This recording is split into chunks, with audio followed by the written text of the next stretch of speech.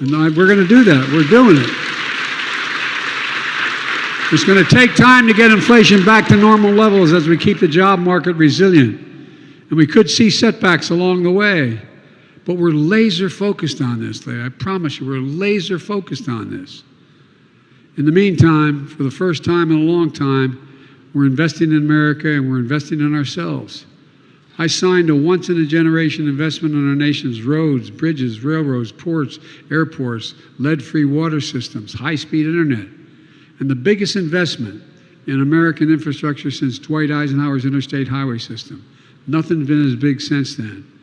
We're building 500,000 electric charging stations across the country. We have the money to do it.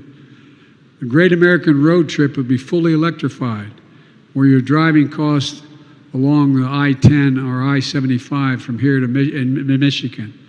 We just announced funding from Michigan Tech to help develop technology to recycle batteries in a way that uses less energy and reduces greenhouse gas emissions.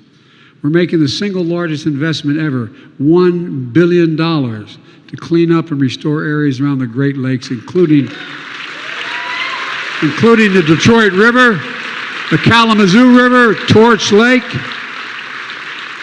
This is going to matter. It's going to matter for your kids and your grandkids in a big way. Mitch Landrieu, the head of our infrastructure program, was just down the road in Saginaw, announcing hundreds of millions of dollars of funding to clean up drinking water across the state of Michigan and replace lead service lines.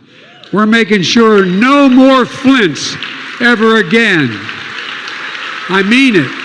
No more Flints ever again. We're increasing capacity at the Port of Detroit, rebuilding platforms to handle dry bulk cargo, improving the connection for rail lines so companies making things here in Michigan can get their products to market faster and cheaper. And when you see these big projects in your hometown and cranes going up, shovels in the ground, workers with hard hats, I want you to feel the way I feel. Pride. Pride in what we can do when we do it together. So let me close with this. It's been a rough few hard years for hard-working Americans. For a lot of families, things are still tough. But there are bright spots where America is reasserting itself, and this is one of those bright spots. It's also happening in places in like New York, Idaho, Arizona, Ohio. I asked the CEOs of the Fortune 500 companies a question. When the United States decides to invest considerable resources in new industries that we need to build up, does that encourage or discourage them to get in the game and invest? And the universal answer was it encourages them to get involved and invest. Federal investment attracts private sector investments, creates jobs and industries. It demonstrates we're all in this together. And that's what today's about. I've said for a long time, if we invest in America, we can change this country. We used to, one of my staff, if anybody's tired of hearing me saying it, you know, we used to invest 2% of our GDP in pure research and development. The federal government invested in that. That got down to 0.7%. Well, we used to rank number 2. Now we rank number 8 in the world. What the hell is what's going on? No, I'm serious. Think about it.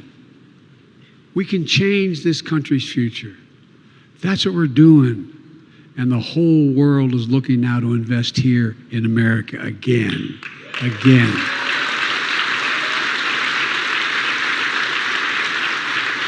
I've been determined to make things in this country again, to build American manufacturing capacity, and to make sure that we're never again in a position where we were during the pandemic. Some folks didn't believe we could do it. But I made no bones about it. I've never been more optimistic about America's future than I am today. We're building a better America. We just have to keep it going. I know we can.